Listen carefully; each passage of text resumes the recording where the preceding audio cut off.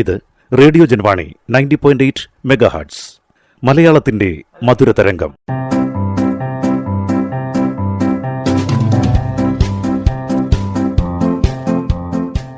ഇപ്പോൾ വാരാന്ത്യ ലോക വൃത്താന്തം കേൾക്കാം. പ്രൊഫസർ ജെ ജേക്കബ് അവതരിപ്പിക്കുന്നു. വാരാന്ത്യ ലോക വൃത്താന്തം.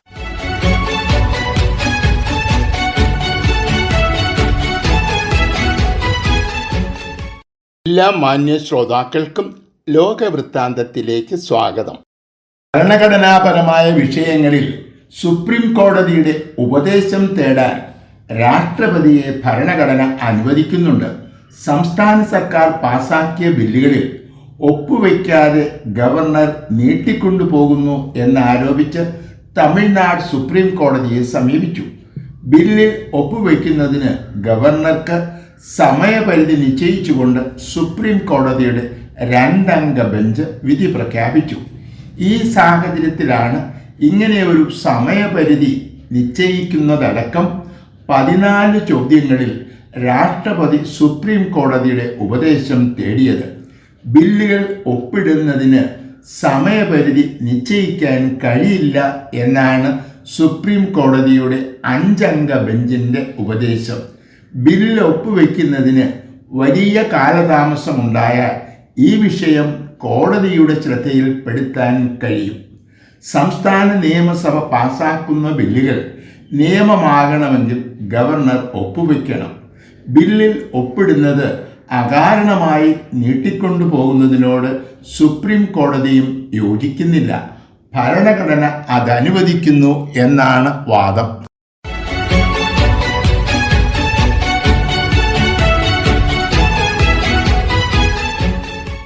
4 വർഷത്തോടടുക്കുന്ന റഷ്യ-ഉക്രൈൻ യുദ്ധം അവസാനിപ്പിക്കാനുള്ള ചർച്ചകൾ പുരോഗമിക്കുന്നു എന്നാണ് റിപ്പോർട്ടുകൾ സൂചിപ്പിക്കുന്നത്.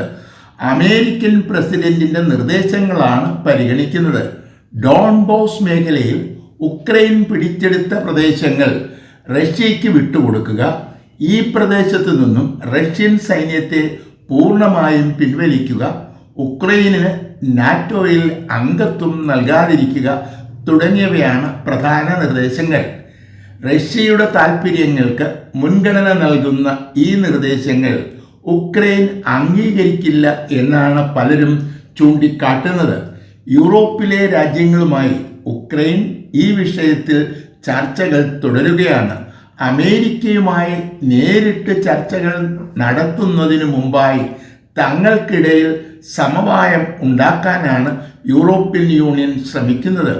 കിഴക്കൻ യൂറോപ്പിലെ പല രാജ്യങ്ങളും സഹകരിക്കാതിരുന്നതുകൊണ്ടാണ് സാമ്പത്തിക ഉപരോധം പരാജയപ്പെട്ടത് എന്നാണ് ട്രംപിൻ്റെ പരാതി. അമേരിക്ക നൽകിയ സഹായങ്ങൾ ഉക്രൈൻ പ്രസിഡന്റ് സെലൻസ്കി അവഗണിക്കുന്നതായും ട്രംപിന് പരാതിയുണ്ട്.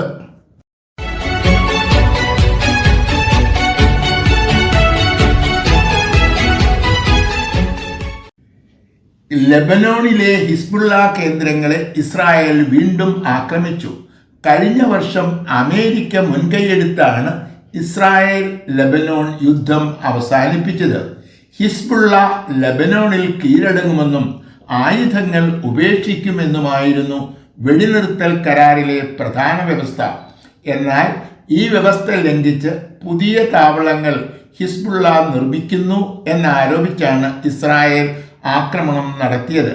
ഭീകരന്മാരുടെ പട്ടികയിൽ അമേരിക്ക ഉൾപ്പെടുത്തിയിട്ടുള്ള തബാത് ബായിയെ വധിക്കുക എന്നതായിരുന്നു ഇസ്രായേലി സേനയുടെ ലക്ഷ്യം. സൈനിക തലവന്മാരിൽ 2ാമനായ ഇദ്ദേഹം കൊല്ലപ്പെട്ടതായി ഹിസ്ബുള്ള സ്ഥിരീകരിച്ചിട്ടുണ്ട്. കഴിഞ്ഞ ജൂണിൽ ഒപ്പുവച്ച കരാർ ഇസ്രായേൽ പാലിക്കുന്നില്ല എന്നതിൻ്റെ തെളിവായിട്ടാണ് ലെബനോൺ പ്രസിഡന്റ് ഈ ആക്രമണത്തെ കാണുന്നത്. കഴിഞ്ഞ പ്രാവശ്യം നടത്തിയ ആക്രമണത്തിൽ തകർന്നുപോയ ഒളിത്താവളങ്ങൾ പുതുക്കിപ്പണിയുന്നു. ഇത് തങ്ങളുടെ ആഭ്യന്തര സുരക്ഷയ്ക്ക് ഭീഷണിയാകുന്നു എന്നാണ് ഇസ്രായേൽ പ്രധാനമന്ത്രിയുടെ വിശദീകരണം.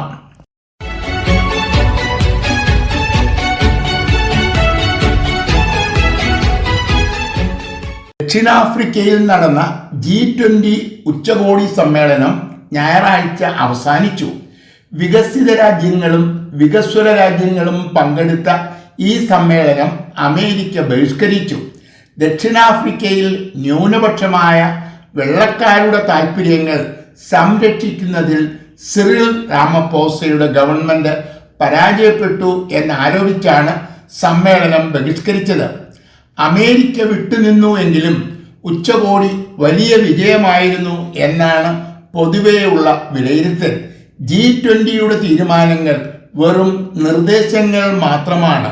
ഇത് നടപ്പിലാക്കാത്തതിൻ്റെ പേരിൽ ഒരു നടപടിയും സ്വീകരിക്കാൻ കഴിയില്ല. എന്നിട്ടും തീരുമാനങ്ങൾ പ്രസിദ്ധീകരിക്കരുതെന്ന് ഡൊണാൾഡ് ട്രംപ് ആവശ്യപ്പെട്ടിരുന്നു. G20 അടുത്ത ഉച്ചകോടി അമേരിക്കയിൽ വെച്ചാണ് നടത്തേണ്ടത്.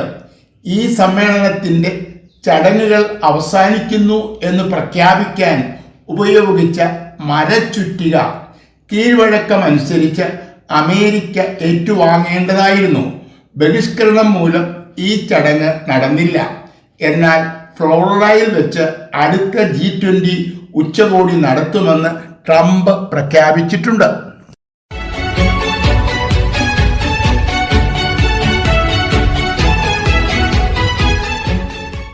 ചൈനയും അമേരിക്കയും തമ്മിൽ നടത്തുന്ന വ്യാപാര യുദ്ധം ആഗോള സാമ്പത്തിക മേഖലയിൽ ഗുരുതരമായ പ്രതിസന്ധിക്ക് കാരണമായിട്ടുണ്ട്.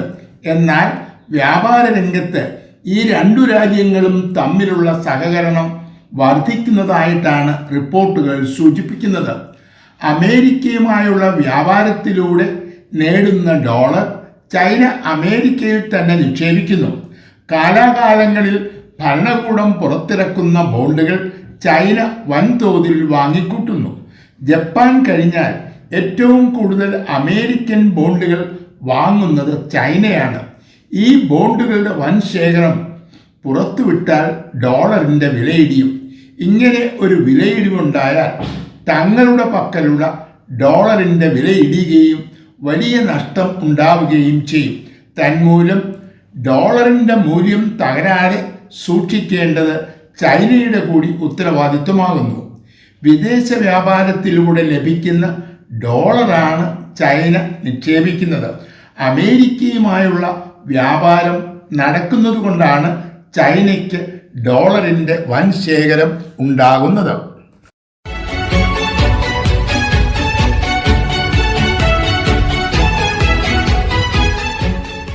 സ്ത്രീഹത്യ ജീവപര്യന്തം തടവ് ലഭിക്കാവുന്ന കുറ്റകൃത്യമാക്കുന്ന നിയമം എതിരില്ലാതെ ഇറ്റാലിയൻ പാർലമെന്റ് പാസാക്കി. പഴയ കാമുകന്മാരോ നിലവിലുള്ള കാമുകന്മാരോ പ്രതികളാകുന്ന സ്ത്രീ കൊലപാതകങ്ങൾ വർദ്ധിക്കുന്ന സാഹചര്യത്തിലാണ് ഇങ്ങനെ ഒരു നിയമം നിർമ്മിക്കാൻ ഇറ്റലിയിലെ സർക്കാർ തീരുമാനിച്ചത്. നിയമപുസ്തകത്തിൽ സ്ത്രീഹത്യ എന്ന കുറ്റത്തെ നിർവചിക്കുന്ന രാജ്യങ്ങളുടെ പട്ടികയിൽ ഇറ്റലിയും ഇടം നേടി. 2022 ജി യൂലിയ എന്ന മോഡലിനെ പഴയ കാമുകൻ കൊന്നതിനെ തുടർന്നാണ് ഇങ്ങനെയൊരു നിയമം നിർമ്മിക്കുന്നതിനെക്കുറിച്ചുള്ള ചർച്ചകൾ ആരംഭിച്ചത്. സ്ത്രീകൾക്കെതിരെയുള്ള അതിക്രമങ്ങൾ അവസാനിപ്പിക്കും എന്നത് ഭരണകക്ഷിയായ ബ്രദേഴ്സ് ഓഫ് ഇറ്റലിയുടെ തിരഞ്ഞെടുപ്പ് വാഗ്ദാനമായിരുന്നു. ഈ പാർട്ടിയുടെ നേതാവായ ജോർജിയ മെലണിയാണ് 2022 മുതൽ ഇറ്റലിയുടെ പ്രധാനമന്ത്രി. ഇറ്റലിയുടെ ആദ്യ വനിതാ പ്രധാനമന്ത്രിയാണ് മെലണി. കഴിഞ്ഞ 3 വർഷങ്ങൾക്കിടയിൽ സ്ത്രീകൾക്കെതിരെയുള്ള അതിക്രമങ്ങൾ വർദ്ധിക്കുന്നതായും മുൻ വർഷങ്ങളെ അപേക്ഷിച്ച് കൊല്ലപ്പെടുന്നവരുടെ സംഖ്യ ഉയർന്നതായും കണ്ടെത്തിയിട്ടുണ്ട്.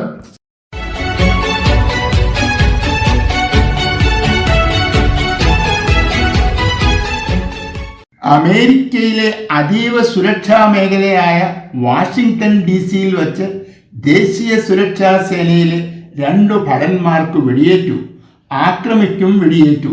ഇത് പ്രസിഡന്റിന് ഒരേ സമയം അവസരവും വെല്ലുവിളിയുമാണ്. പ്രസിഡന്റിന്റെ വസതിക്ക് തൊട്ടടുത്ത് വച്ച് സുരക്ഷാ ഭടന്മാർക്ക് വെടിയേറ്റത് വലിയ സുരക്ഷാ വീഴ്ചയാണ്. അഫ്ഗാനിസ്ഥാനിൽ നിന്നുള്ള കുടിയേറ്റക്കാരനാണ് ആക്രമി എന്ന് കണ്ടെത്തിയിട്ടുണ്ട്. ഇത് ചൂണ്ടിക്കാട്ടി കുടിയേറ്റത്തിനെതിരെയുള്ള നടപടികൾ കൂടുതൽ ശക്തമാക്കാനാണ് ട്രംപിന്റെ നീക്കം. 2021 അഫ്ഗാനിസ്ഥാനിൽ നിന്നും പിൻവാങ്ങുമ്പോൾ ഉണ്ടാക്കിയ കരാർ അനുസരിച്ച് തങ്ങളെ സഹായിച്ച നാട്ടുകാർക്ക് വിദേശത്ത് താമസ സൗകര്യം ഒരുക്കാമെന്ന് ബൈഡന്റെ ഗവൺമെന്റ് ഉറപ്പു നൽകിയിരുന്നു.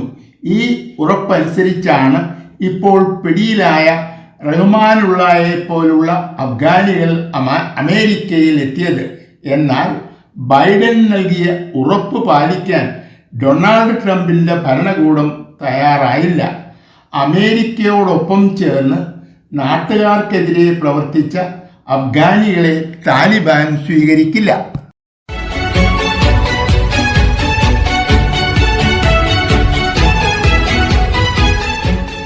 വെനസ്വേലയും അമേരിക്കയും തമ്മിലുള്ള സംഘർഷങ്ങൾ വർദ്ധിക്കുകയാണ്.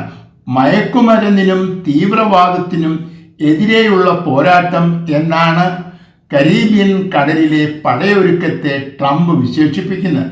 ഈ കടലിൽ നിലയുറപ്പിച്ചിട്ടുള്ള അമേരിക്കയുടെ നാവികസേന വെനസ്വേലയ്ക്ക് വലിയ ഭീഷണിയാണ്. ഒരു പ്രതിരോധമെന്ന നിലയിൽ അമേരിക്കൻ നാവികസേനയ്ക്ക് സമീപത്തായി കരയിൽ വെനസ്വേലയും പ്രതിരോധം ഒരുക്കിയിട്ടുണ്ട്. പണ്ട് അമേരിക്കയിൽ നിന്നും വാങ്ങിയതും ഇപ്പോൾ റഷ്യ നൽകുന്നതുമായ ആയുധങ്ങളാണ് വെനസ്വേല ഉപയോഗിക്കുന്നത്. അമേരിക്കയുടെ സൈനിക ശക്തിക്ക് മുമ്പിൽ പിടിച്ചു നിൽക്കുവാൻ വെനസ്വേലയ്ക്ക് കഴിയില്ല. എന്നാൽ വെനസ്വേലയ്ക്ക് റഷ്യയുടെ പിന്തുണയുണ്ട്. തന്മൂലം വെനസ്വേല മാത്രമല്ല, റഷ്യയും പടക്കളത്തിൽ ഉണ്ടാകും. ഭീകരവാദവും മയക്കുമരുന്നും വ്യാപാരവും പിന്തുണയ്ക്കുന്ന പ്രസിഡന്റ് മഡുറോയ്ക്കെതിരെയാണ് യുദ്ധം എന്നാണ് അമേരിക്ക അവകാശപ്പെടുന്നത്. വെനസ്വേലയുടെ എണ്ണ ശേഖരം പിടിച്ചെടുക്കാനുള്ള നീക്കമായിട്ടാണ് ഇതിനെ പലരും കാണുന്നത്.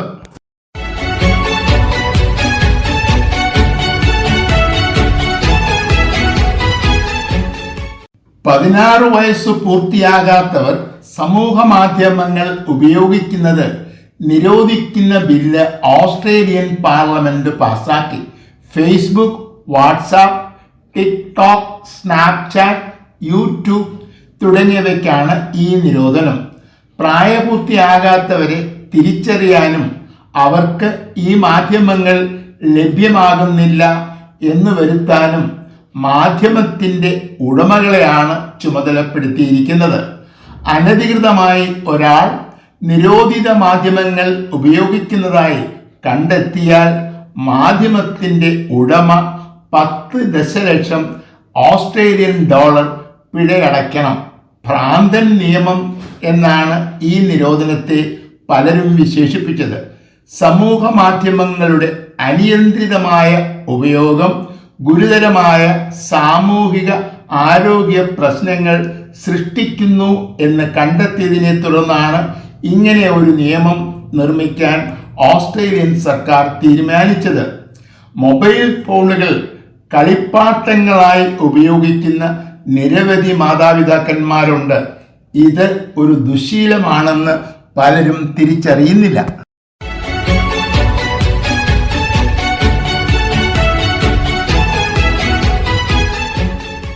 അമേരിക്കൻ പ്രസിഡന്റ് ഡൊണാൾഡ് ട്രംപിന്റെ 28 നിർദ്ദേശങ്ങളുടെ അടിസ്ഥാനത്തിൽ ചർച്ച തുടങ്ങാമെന്ന് റഷ്യൻ പ്രസിഡന്റ് പുടിൻ സമ്മതിച്ചു. ട്രംപിന്റെ പ്രത്യേക പ്രതിനിധി സ്റ്റീവ് വിറ്റ്കോഫ് ചർച്ചകൾക്കായി റഷ്യയിൽ എത്തുമെന്നാണ് പ്രതീക്ഷിക്കുന്നത്. റഷ്യ ഉക്രൈൻ യുദ്ധം അവസാനിപ്പിക്കുന്നതിനുള്ള ചർച്ചകളെ അനുകൂലിക്കുന്നതാണ് പുടിന്റെ പരസ്യ പ്രതികരണം. പിടിച്ചെടുത്ത സ്ഥലങ്ങളിൽ നിന്നും ഉക്രൈൻ പിന്മാറിയില്ലെങ്കിൽ റഷ്യൻ സൈനികർ ആ സ്ഥലങ്ങൾ പിടിച്ചെടുക്കും എന്ന മുന്നറിയിപ്പും പുടിൻ നൽകിയിട്ടുണ്ട്. യൂറോപ്യൻ യൂണിയനും ഉക്രൈനും ഇതിനകം തന്നെ ട്രംപിന്റെ 28 പദ്ധതി ചർച്ച ചെയ്യുകയും തങ്ങളുടെ നിർദ്ദേശങ്ങൾ സ്റ്റീവ് വിറ്റ്കോഫിനെ അറിയിക്കുകയും ചെയ്തിട്ടുണ്ട്. തന്മൂലം മോസ്കോയിൽ നടക്കുന്ന ചർച്ചകൾ വിജയിക്കുമെന്നും യുദ്ധം അവസാനിക്കുമെന്നുമാണ് പലരും പ്രതീക്ഷിക്കുന്നത്. അമേരിക്കയുടെയും യൂറോപ്യൻ യൂണിയന്റെയും പിന്തുണ കൂടാതെ യുദ്ധം തുടരാൻ ഉക്രൈന് കഴിയില്ല. അമേരിക്കയുടെ നിർദ്ദേശങ്ങൾ അനുസരിച്ച് വെടിനിർത്തലിന് സെലൻസ്കി തയ്യാറായേക്കും എന്നാണ് പ്രതീക്ഷിക്കുന്നത്. വാരാന്ത്യ ലോക വൃത്താന്തം.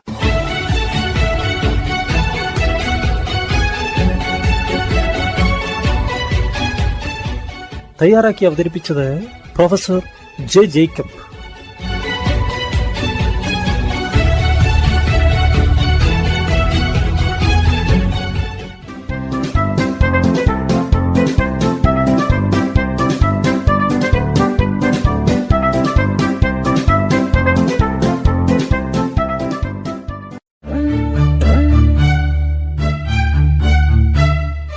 നിങ്ങൾ കേട്ടുകൊണ്ടിരിക്കുന്നത് ജൻവാണി 90.8 കമ്മ്യൂണിറ്റി FM. അറിയേണ്ടതും കേൾക്കേണ്ടതും മാത്രം.